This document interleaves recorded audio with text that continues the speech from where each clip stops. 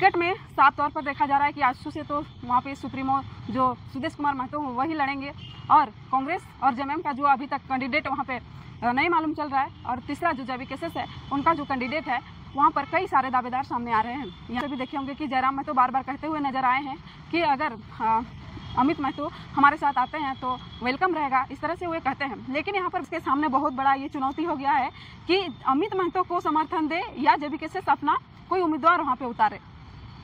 ये तो बहुत बड़ा मुश्किल है। ठीक है, अगर अमित महतो को जयराम महतो समर्थन दिए तो कहीं ना कहीं जो सुदेश महतो का लोग जेबीकेएसएस को वोट कर रहे थे वो अमित महतो को नहीं करेंगे, क्योंकि उसके पास ऑप्शन है। सुदेश महतो वहाँ पे खड़ा हो रहे हैं, उसको ऑप्शन मिल गया, फिर से वो उसको वोट करेंगे। जोहार दोस्तों सभी को। दोस्तों आज हम बात करेंगे सिल्ली विधानसभा क्षेत्र की। सिल्ली विधानसभा में इस बार का माहौल जो है कुछ अलग ही देखने को मिल रहा है। इस बार सिल्ली विधानसभा क्षेत्र में त्रिकोणीय मुकाबला होने वाला है। एक तरफ आजसू बीजेपी और एक तरफ जेएमएम और कांग्रेस और एक तरफ तीसरे ऑप्शन के तौर पर जेबीकेएसएस आ रही है।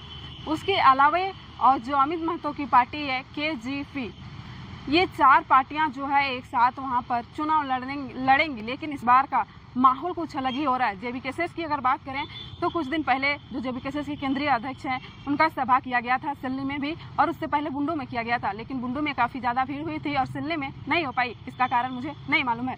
लेकिन हम विशेष तौर पर बात करेंगे टिकट की। टिकट में साफ तौर पर देखा जा रहा है कि आजसू से तो वहाँ पे सुप्रीमो जो सुदेश कुमार महतो वही लड़ेंगे और कांग्रेस और जेएमएम का जो अभी तक कैंडिडेट वहाँ पे नहीं मालूम चल रहा है। और तीसरा जो जेबीकेएसएस है उनका जो कैंडिडेट है वहाँ पर कई सारे दावेदार सामने आ रहे हैं। यहाँ तक की बात सामने आ रही है कि अगर अमित महतो जिस तरह से लोकसभा चुनाव में जयराम महतो के मंच में जाकर उनको समर्थन करने के लिए लोगों को आग्रह किया था, वैसे ही क्या जयराम महतो इस बार अमित महतो को समर्थन करने के लिए आएंगे। ये बातें सामने आ रही है, निकल कर आ रही है। कई सारे डिजिटल मीडिया प्लेटफॉर्म पर लोगों ने चलाया भी, और आप लोग इंटरव्यू के माध्यम से भी देखे होंगे कि जयराम महतो बार बार कहते हुए नजर आए हैं कि अगर अमित महतो हमारे साथ आते हैं तो वेलकम रहेगा, इस तरह से वे कहते हैं। लेकिन यहाँ पर बात आती है कि देवेंद्र नाथ महतो जो छात्र नेता हैं, एक जेबीकेएसएस का एक अहम हिस्सा है, उनका बहुत बड़ा योगदान है पार्टी को निर्मित करने में। तो उनका भी सिल्ली विधानसभा क्षेत्र ही आता है और वे लोकसभा चुनाव का प्रत्याशी भी रह चुके हैं, रांची लोकसभा का। लेकिन जब रांची लोकसभा का कैंडिडेट का चुनाव हो रहा था उस टाइम वे कहे थे कि हम विधानसभा के लिए आए हैं, हम लोकसभा नहीं लड़ेंगे। लेकिन वहाँ पे लोगों ने कहा कि नहीं, आपको लोकसभा भी लड़ना है और विधानसभा भी लड़ना है, ऑप्शन के तौर पर हम लोकसभा लड़ रहे हैं, ऐसा कहा गया था। जहाँ पर मीटिंग हो रही थी, सारे लोग थे, हम भी वहाँ पर मौजूद थे। लेकिन अब विधानसभा पहुँच गया है। अब जेबीकेएसएस के सामने बहुत बड़ा ये चुनौती हो गया है कि अमित महतो को समर्थन दे या जेबीकेएसएस अपना कोई उम्मीदवार वहाँ पे उतारे।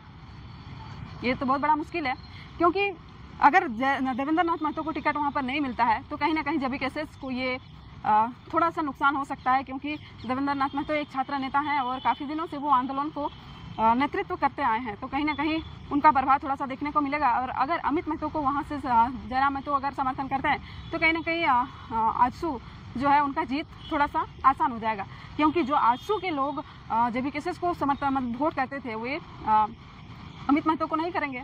कहीं जो सुदेश महतो का लोग जेबीकेएसएस को वोट कर रहे थे वो अमित महतो को नहीं करेंगे, क्योंकि उसके पास ऑप्शन है। सुदेश महतो वहाँ पे खड़ा हो रहे हैं, उसको ऑप्शन मिल गया, फिर से वो उसको वोट करेंगे।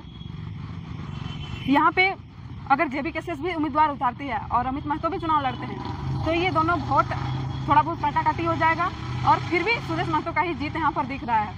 नहीं हो गया, शायद दुर्गा पूजा से पहले 3 चरणों में चुनाव संपन्न हो जाएगा और नवंबर से सारे चुनाव जो है वो खत्म हो जाएंगे। दिसंबर में नई सरकार बनेगी। बार बार जयराम महतो कहते हुए नजर आए हैं कि इस बार का सरकार जो है हम जुआओं की होगी, जुआओं की सरकार बनेगी। दोस्तों ये भी बातें सामने आ रही है कि अमित महतो को जयराम महतो जो है समर्थन कर सकते हैं।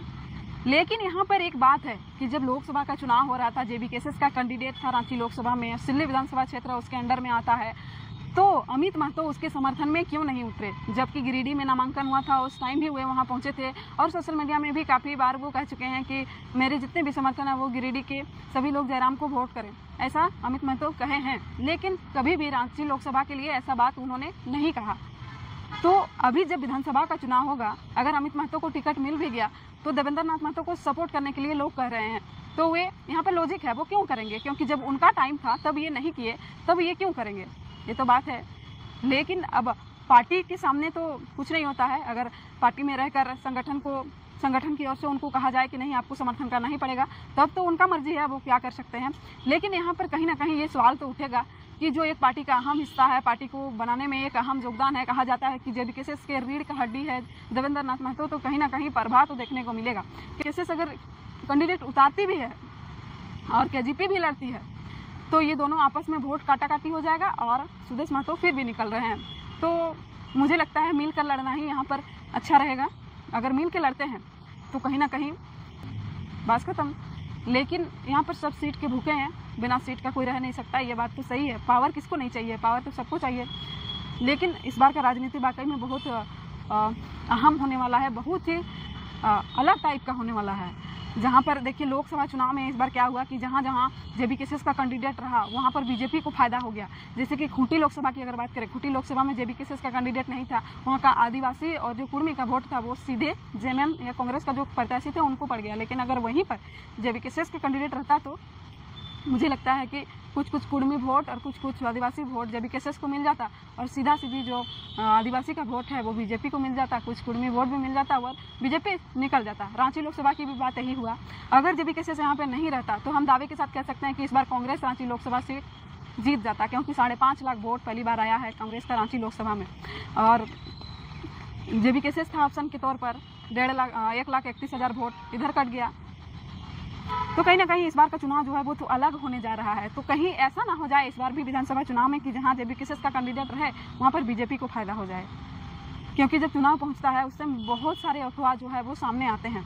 इन सारे अफवाहों से बच के रहना है, काम करना है और इन सारे अफवाहों को अगर आप दूर करने सके तो वोट आपके हाथ आएंगे। नहीं तो वोट जिस दिन चुनाव होता है, जिस दिन मतदान होता है उसके एक दिन पहले जो गांव में आप जाइएगा तो वहाँ का नज़ारा कुछ और ही होता है। किसको खाने का मिलता है, किसको पैसा मिलता है, बहुत सारी चीज़ होती है।